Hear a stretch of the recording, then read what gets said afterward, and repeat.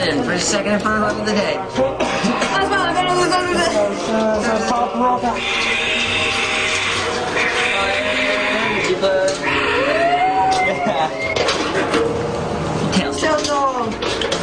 Ooh, send some tricks.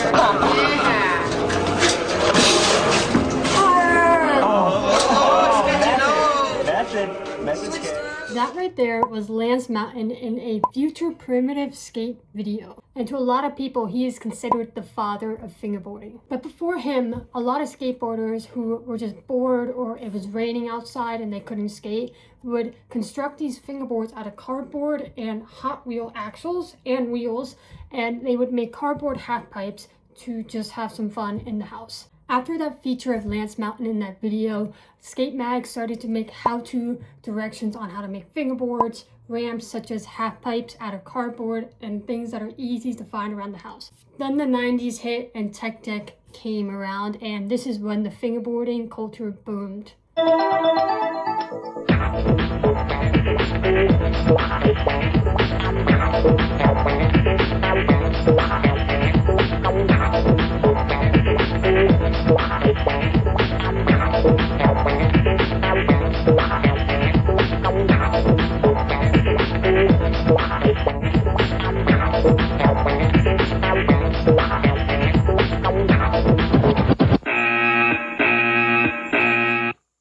I mean, we're talking plastic fingerboards and their iconic plastic ramps, including a cool little half pipe.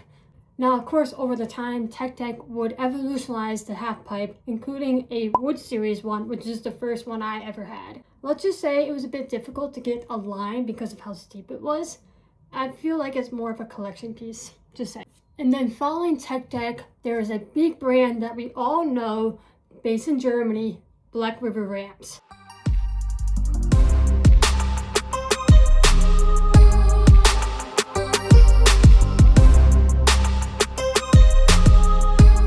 Black River Ramps has made hundreds of different designs, from boxes to their big awesome parks that they have to all these other different ramps, including several half pipe designs that you can choose from. I mean, you got the pocket size, you got the Big Mama, you got the vert, you got all these different ones that are just available to you at any time. But fast forward to today's time, where are half pipes now? And have they evolutionized at all? Now, one of the great examples that I can use from today's time is a build recently made by Sausage Ramps. And he combined a bunch of Black River pieces, including a Black River half pipe, and he made this incredible piece that kind of serves as a half pipe and a bowl all in one. It's super cool. I'll add a picture right here. And I feel like this helps answer that question. Yes, half pipes have evolutionized so much since the 90s, the 80s, the 70s, etc. It's really incredible to see how a cardboard ramp can go all the way to something like Sausage Ramps made. It's really cool to see. Now, while I don't have Sausage Ramps build right in front of me, I do have another package right here that was sent by a very awesome company. And what I'm going to do in this video is unbox it and just talk about half pipes for once, because I feel like a half pipe is nowadays a little underrated.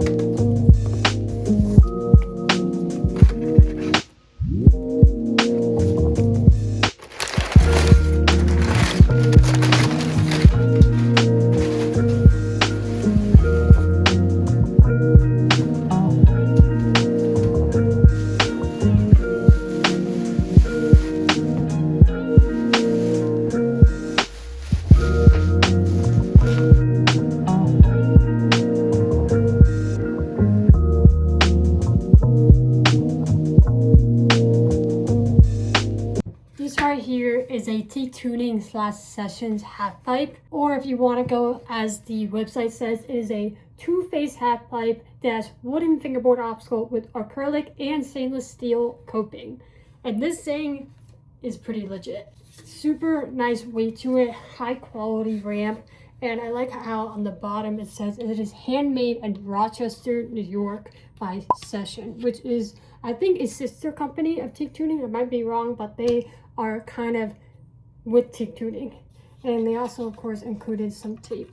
So huge shout out to Teak Tuning for sending me this. I'm super grateful for this. This is amazing. I saw this somewhere, can't really say what, but I was on a project and I saw this half pipe and I was like, I need this. So thank you so much, Teak Tuning. I'm super excited to check it out and try it.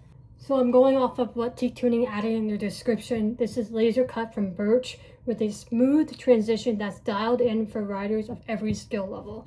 And my favorite part about it is how there's the steel coping right here, and then this is like acrylic coping. It's a really cool purple, and I feel like I think this is Teak Tuning's signature color, so that's a nice touch to it. And you can tell it's been assembled in different parts. So you can see the back wall was assembled, like glued in, and so it may look like it's like very thin wood, but this is like really heavy quality. And you can see there's a bottom, so it may be hollow inside, but at least the bottom adds more support, and it's not as loud, because I know that the Black River half pipes, since they're made out of like veneer on the top and it's like hollow on the bottom, it's super loud sometimes to ride. I've ridden one of them and I wasn't a huge fan of how loud they were, so I'm excited to see how this one how this one sounds. So like I said, going off the website, it is 17 inches long and 18 inches wide and 6 inches tall. Did I say 18 or 8? It is 8 inches, in case I said 18. 8 inches wide. So really good size, and I mean, you could bring this with you if you're on a road trip. It's not too big and it's not too wide as well. And if you can afford multiple of them, you can put them together and have this awesome combo, you know what I mean? I've seen people do that with Black River half pipes, and it looks so fun. I wish I can afford to just buy 3 of them and just put them all together. I mean, the combinations are endless. Like I said, that is the joy of fingerboarding. Creativity is everywhere. So this is mostly laser cut into pieces. Like I said, the back is laser cut, and they laser cut the trim and whatever they do, and then they all assemble it together, and it laser cut the logo, and you've got the half pipe. So that's the Teak Tuning half pipe that I've been waiting to unbox, and I mean, it's just incredible. Look at this thing. It smells good too. So I'm gonna try something a little different. Instead of just jumping right into an edit, I think I want to do a little like tutorial, maybe not a tutorial, but in case, for example, you are a beginner and you don't know what to do on a half pipe. I want to give you some tricks that are easy and fun to do, and then I might, amp it up a little bit for, middle, intermediate, and then advanced riders, just to see in case you need some half pipe trick ideas, because I know that when riding a half pipe, it's kind of hard to get into the thinking process unless you really sit there and think about it or watch YouTube videos, which, side rant, if you really want half pipe inspiration, I definitely recommend you go watch ZM Wood on YouTube. He is a wizard on the half pipe. He is so good. Just saying. That's a side rant. But back to what I'm going to say. I'm going to do a little like how to, I guess, be good on a half pipe, but I'm not really a teacher. However, you know what I mean. I hope you understand what I'm trying to say, but I feel like it will be fun to change things up. So let's start with beginner tricks.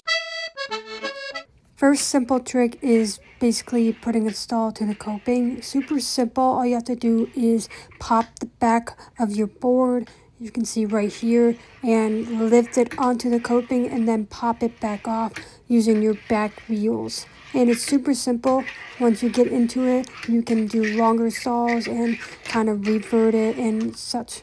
Now you can do tricks with your tail and your nose. It makes it super fun to slide across the coping.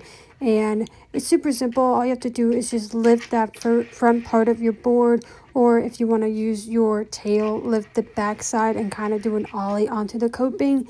It gets some practicing, but once you get the hang of it, it's super fun. And you can see right here, I kind of use my wheels to help me get off. And obviously, once you're more advanced, you can just ollie right off it. But for practicing at the beginning, you can just lift your wheels. You can see here, that is the more advanced way to do it.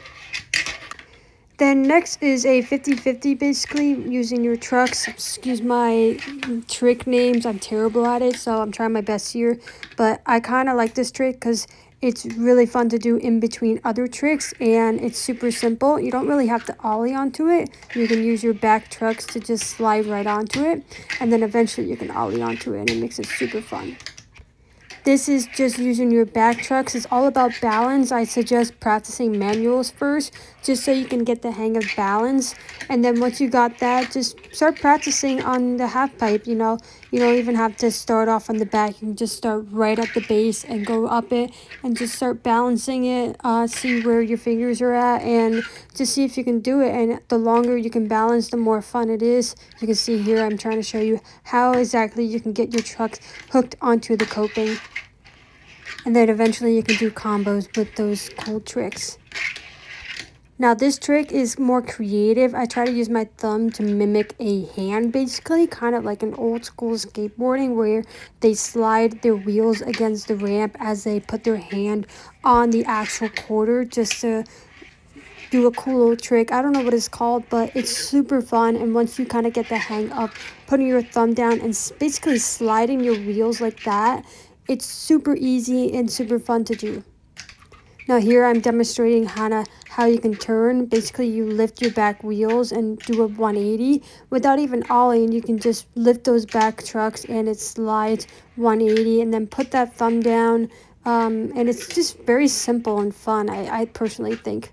I don't know if you think it's fun, but it's, in my opinion, super fun to do.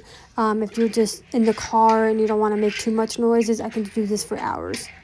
And then this is a more unique trick as well, basically doing a saw and then lifting your board and putting it back onto the quarter. I don't know what you would call this, but it is fun. It's super simple and I think easy to learn. I mean, I try to do my best with how to put your hand placement. Basically just put your two fingers on the board and then use your other fingers to kind of lift it. That's all I can say. Like I said, I'm terrible at teaching, but I try my best.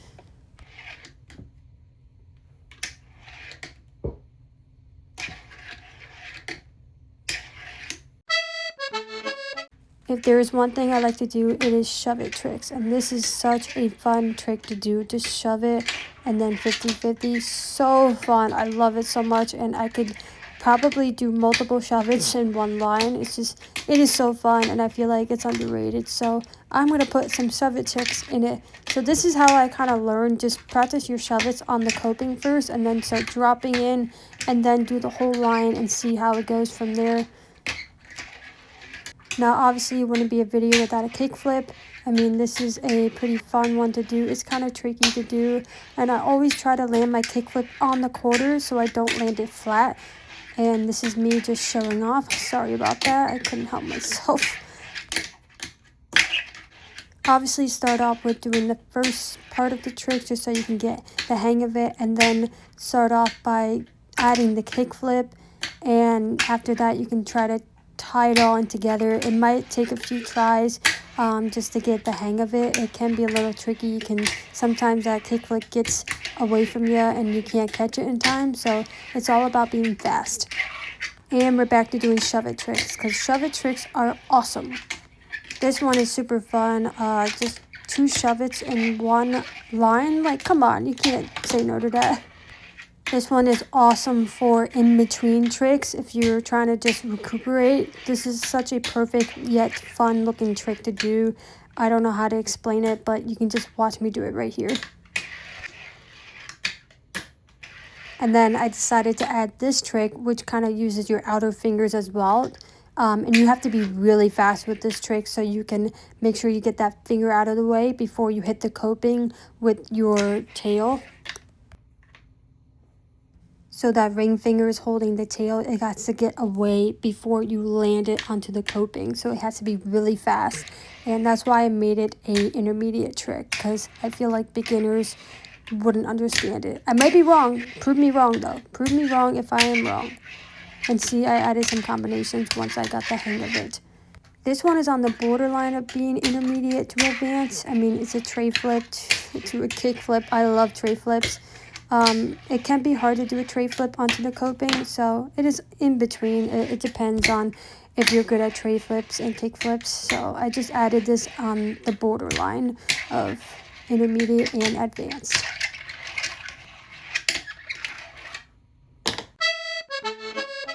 This one is my favorite trick to do on a half pipe. It is so fun, so good looking. Here's me showing you the hand motion. I'm not going to try to explain it in text, just watch.